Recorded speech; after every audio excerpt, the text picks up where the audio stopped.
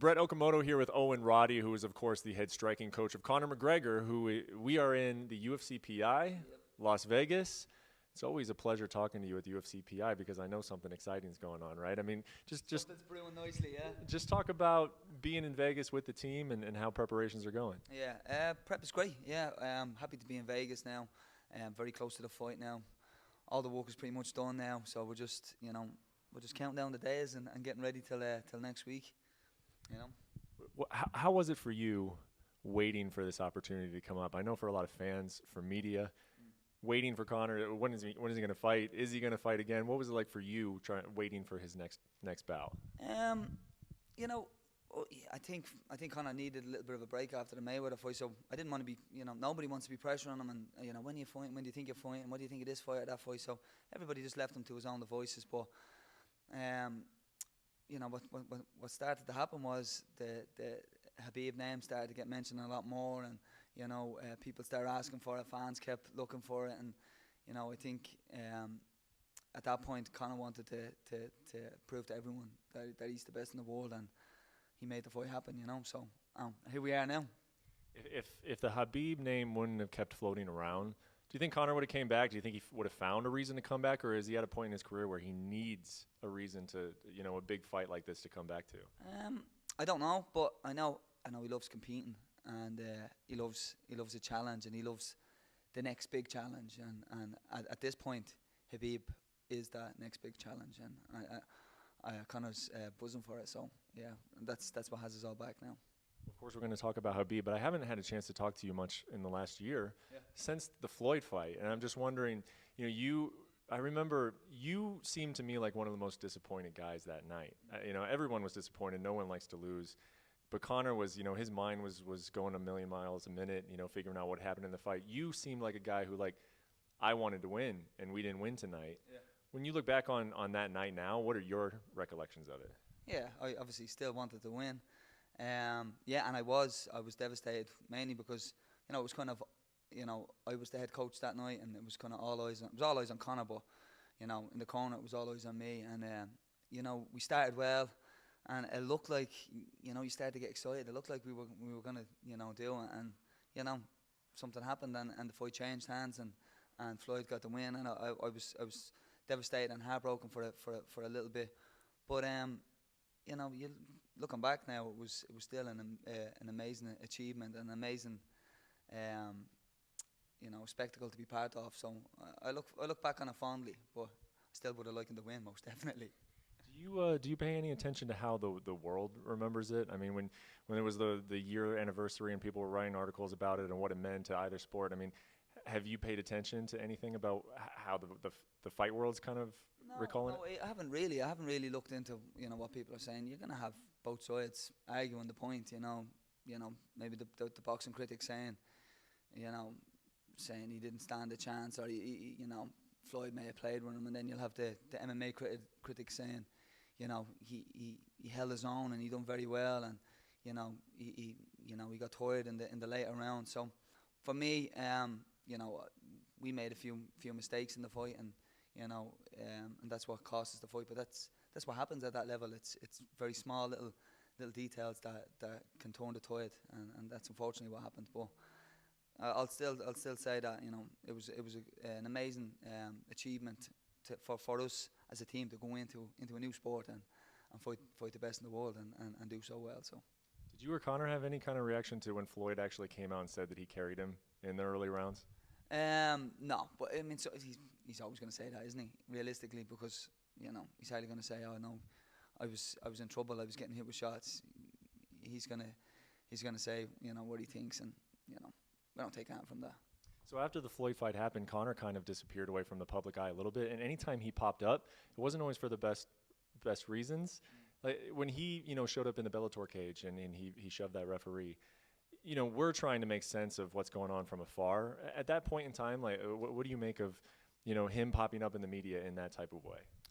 I mean, I don't know. Maybe I don't really. I mean, he was in that case.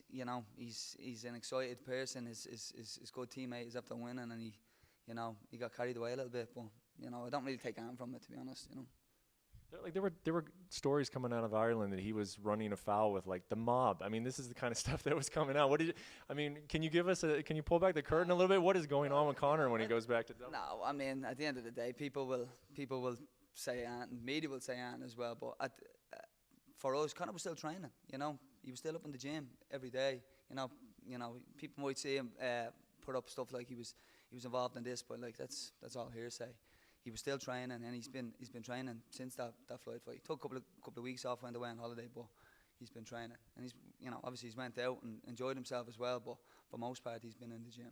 As his friend and also his coach, how has he dealt with the fame and the money that came with the Floyd fight? I'm sure great. Yeah, I mean, look at the way he lives, man. He's living good. He's secure now. He doesn't have to fight. He doesn't have to do anything. But he's fighting for the love of it now, which is great because, for the past 5 years in the lead up to, starting in the UFC and going all the way to getting the belts, it was a hard graft for him, and now he's allowed to reap all those rewards, and I think it took its toll on him, and he needed a little bit of a break, but now he's hungry again, and now he wants to come back and fight for the love of the sport, and that's what I've noticed in the gym for the past couple of weeks, which is great to see that he's fired up and ready to go. From your perspective, what does the bus incident? What role does that play in any of this? What is the significance of it to you? I mean, I wasn't there for the bus incident, so I can't really comment on it, and I wouldn't really comment on it. But what's happened has happened, and I think for most part everyone wants to put it in the past. You know what I mean? So that's all I can really say. I remember when that happened. One of the most prevalent questions I got was, how real was it?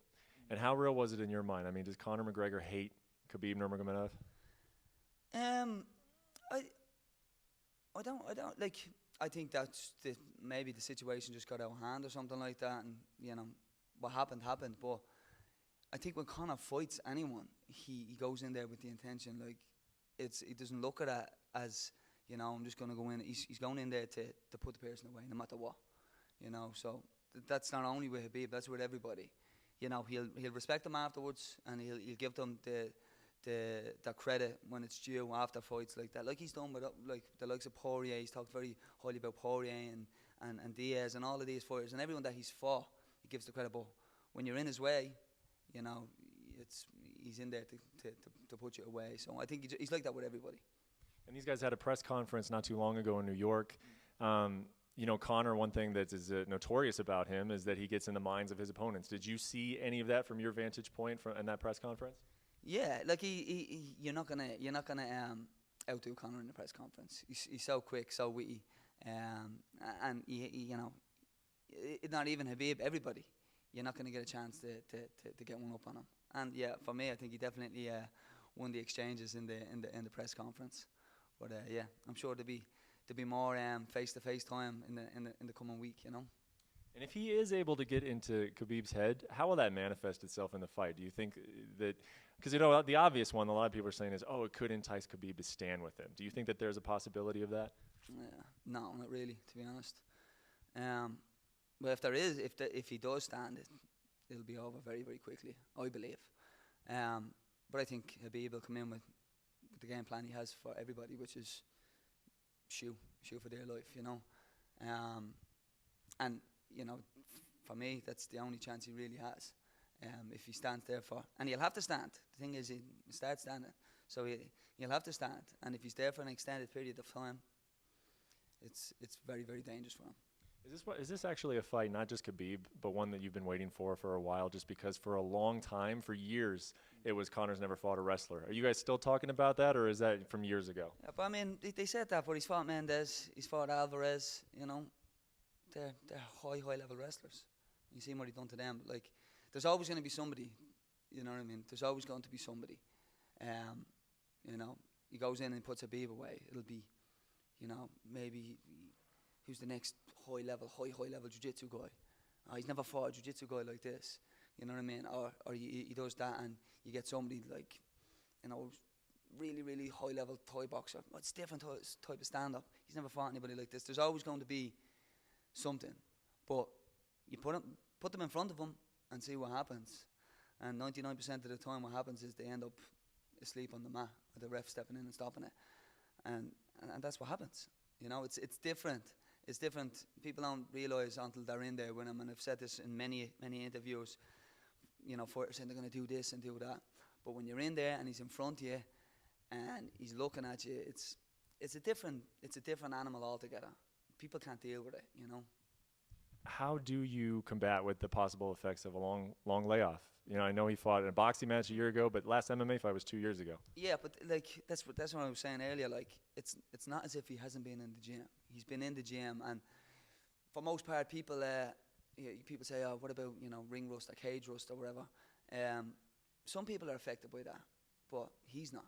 You know, he's like, you know, talking about UFC jitters and stuff like that. He's never had anything like that. When he gets in there, he just seems to be able to take all of that, you know, all the pressure, and perform better with it. You know what I mean? And he's done that in every fight. You know, he's always been able to, you know, where people crumble, he just, you know, he enjoys it, he absorbs it, and he comes out better for it. You know. Obviously, October 6th has to happen. This is where I think, you know, sometimes fighters and coaches, they get annoyed with media because they want to talk about the future before the present has even happened. But with Conor, because of what's gone on over the last 2 years, I do want to know, do you see a lot of interesting, exciting challenges out there that will keep him active? Or do you think that, you know, it's going to be one of those things where it's a wait-and-see basis every time we get done fighting? Yeah, but it's kind of always been a wait-and-see basis. I've said after every single fight, like, you know, what do you think is next? And you don't know. It just depends on kind of what comes up, you know what I mean, and what kind of fancies, like, you know. I don't know, but I always say every fight is always bigger than the last, and without a doubt, after this one, the next challenge will be bigger than the Khabib challenge, you know. So I'm excited. I'm just like a fan when it comes to that. I'm sitting at home saying, "Oh, what's going to happen next?" And then when you hear it, you know, it's like, right, let's go, let's get on this again, you know.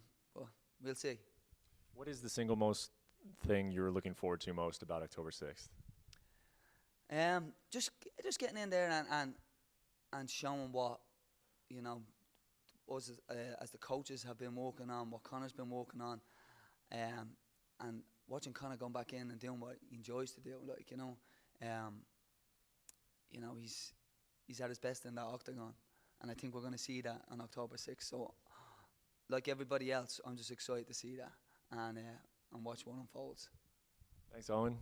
Appreciate the time. Yeah, best of luck on the 6th.